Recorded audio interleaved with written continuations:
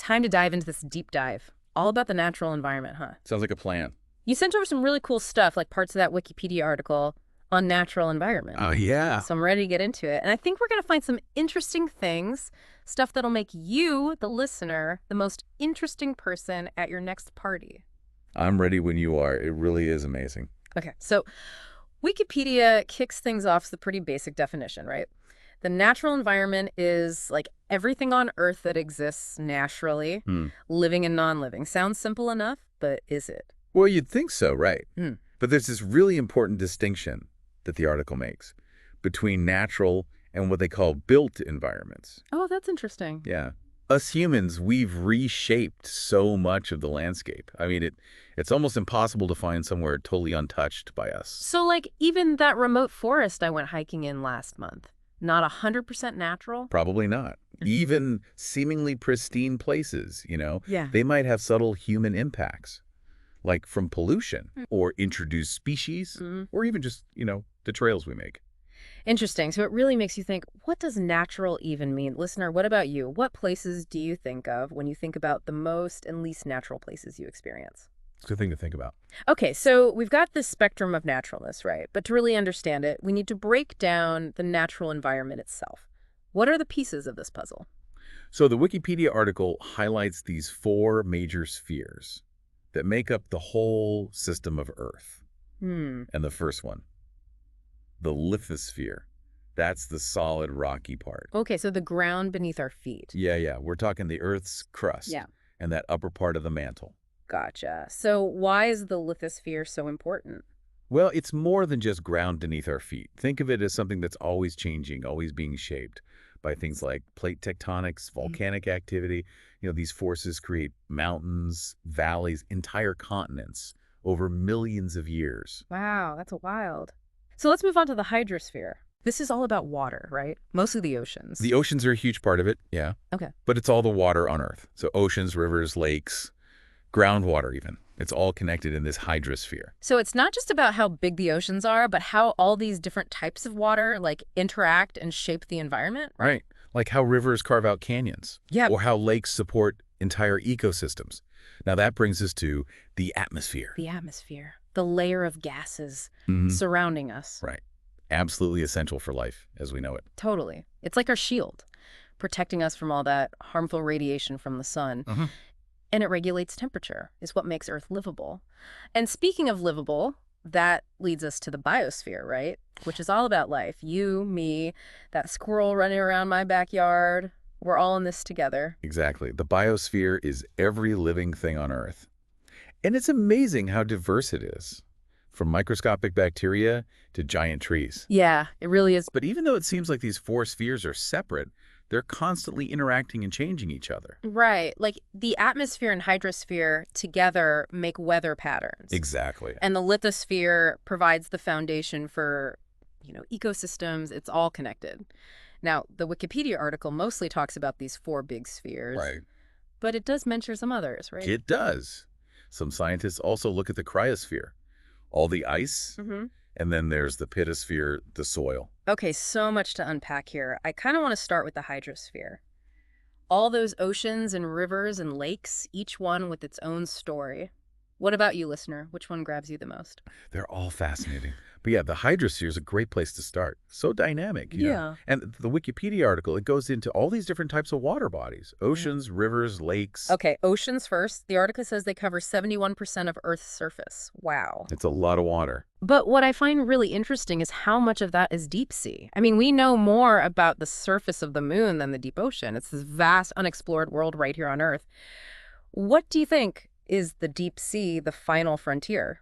Well, it's definitely one of the most mysterious places left to explore. So much we don't know about the life down there. Yeah, amazing to think about it all, living in the darkness. And then you've got rivers. Right. They might not be as massive as the oceans, but they're like the veins of the landscape, flowing, connecting different places, carving the land. Rivers really are dynamic systems. And then there are lakes. Yeah. The article makes this point that lakes are temporary. Oh, that's right. On a geological timescale, I mean. They're born, they change, and they eventually disappear. Kind of puts things into perspective. It really does. Even those seemingly permanent features of the landscape, They change over time. Makes you think about what all these places will look like, millions of years from now. Yeah. But unfortunately, we don't have millions of years when it comes to, the impacts we humans are having on these water systems. Right. We've already talked about how much we've transformed things, and the hydrosphere is definitely feeling the pressure. The article mentions things like dams, pollution, all the urbanization, deforestation. It's a lot. It makes you think about the consequences of our actions, like dams change how rivers flow, No, and that disrupts ecosystems. Right. And then you've got pollution from industries, Yeah. agriculture, contaminating the water, making it unsafe. And we can't forget about climate change. It's Right. changing rainfall patterns, causing more droughts, floods, putting more stress on everything. It's a complicated problem. It is. But it's important that we understand it all. That's the first step to finding solutions. Okay, I think it's time to come up for air and move on to the next sphere. We talked about water and how it's always moving, which reminds me of the atmosphere, always in motion, making weather happen. And the article talks about how the atmosphere has all these layers. But before we get into that, I'm curious. Listener, have you ever really thought about the air you breathe? Yeah. What's in it, where it comes from? It's so easy to take for granted. It really is. But what is it, this air we share? The article breaks it down. 78% nitrogen. Wow. I wouldn't have guessed that. Right. I thought oxygen was the main thing, but it's only 21%. And then there's a bunch of other gases, including carbon dioxide, which is obviously a big player in climate change. Right. So, listener, how much do you think our actions, day to day impact the atmosphere? I mean, it seems so vast, but is it? A good question. Okay, well, let's get back to these layers, starting with the troposphere, Okay. down here where we live. All the weather happens here. Then there's the stratosphere, which has the ozone layer. Yeah, protecting us from that UV radiation. Above that is the mesosphere, where meteors burn up, creating those shooting stars. Right. Then you have the thermosphere. Yeah. Super high temperatures up there. Uh-huh. And then finally the exosphere, which just kind of fades into space. So cool. It's amazing how this thin layer around our planet is so complex. But while we're talking about the atmosphere, we can't forget about weather and climate. The article talks about that too, right? Yeah. Important difference there. Yeah? Weather is like the short-term stuff, the changes we experience every day, temperature, rain, wind. But climate is the long-term average of weather patterns. So weather is what we dress for, and climate is what we build our houses for. I like that. That's a good way to think about it. All right, so we've covered the lithosphere, the hydrosphere, and now the atmosphere. All these systems interacting and shaping our planet. And now it's time to talk about the most fascinating sphere, the biosphere. All about life. And get this, the article says that life has existed on Earth for billions of years. Wow. Billions. It's amazing, right? Incredible. Life has been evolving and changing on this planet for an unimaginable amount of time. And despite all the different forms of life, the diversity, we all share some basic things at the molecular level, like this thread that connects everything that's alive. And scientists are still piecing together how life even began on Earth. Like a huge puzzle. It really is. So the article talks about how life has just exploded into all these forms, filling every little corner of our planet. Plants, animals, fungi, all the little microorganisms. There's so much diversity in the biosphere. There is. And it's not just the number of species, but how they all interact with each other and their environment. And that's where ecosystems come in. Okay, so break it down. What's an ecosystem? It's like a community of all these different organisms interacting and their physical environment. So like picture a forest. You've got trees, plants, all kinds of animals, fungi, all living together, relying on each other. Yeah. And they're all influenced by things like the sunlight, temperature, how much water there is. So it's all about relationships, like how bees pollinate flowers. Yeah. Or how predators, keep prey populations in check. It's a balance. It is. And generally, the more diverse the ecosystem is, the stronger it is, the more resilient. That makes sense. A greater variety of species can handle disturbances better. That's fascinating. But unfortunately, like all the other spheres, the biosphere is facing some serious challenges, and the article talks about that. That's right. Human activities are having a big impact, leading to, habitat loss, pollution, climate change, invasive species. It's a lot. Well, listener, we've covered a lot of ground in this deep dive so far. From the core of the Earth to the air we breathe. What's sticking out to you? What are you curious about? It's amazing how it's all connected. Yeah, that's a good place to stop for now. Yeah. But stick around for part 2, where we're going to dig deeper into those challenges we talked about and explore what we can do to make things better. See you soon. Welcome back to our deep dive. Yeah, it's amazing how much there is to learn about the natural environment. I know, right? It feels like we've barely scratched the surface. We already talked about so much. We did. Last time, we dug into what the natural environment even is. Like, what are the building blocks? Right. We talked about those four major spheres: the lithosphere, hydrosphere, atmosphere, and the biosphere, and how it's all interconnected. But we also talked about how those systems are facing challenges, mainly because of, us, humans. Right. We can't ignore those challenges. Yeah. But I think it's good to remember that understanding the problems is the first step to fixing them. For sure. So let's shift gears a little and talk about solutions. We talked about all these ways humans impact the natural world, but what can we actually do to make things better? Well, the Wikipedia article talks about some key areas where we need change. Pollution is a big one. Yeah, pollution. Impacts all those spheres we talked about. Pollution is something we hear about all the time, but it's hard to picture what it actually looks like, out there in the world. Can you give us some examples in the different spheres? Sure. Let's start with air pollution. Think about emissions from factories, Okay. cars, power plants, all those pollutants going into the atmosphere. Uh-huh. They can cause breathing problems in people, Right. but they also cause acid rain, which damages forests. Acid rain. I haven't thought about that in a while. Yeah, and it impacts aquatic ecosystems too. It's like that pollution doesn't just stay put, it travels. Exactly. What about water pollution? That's a huge issue. Industrial waste, Hmm. runoff from agriculture, sewage, they all end up contaminating rivers, Yeah. lakes, Oceans, even. right, oceans too.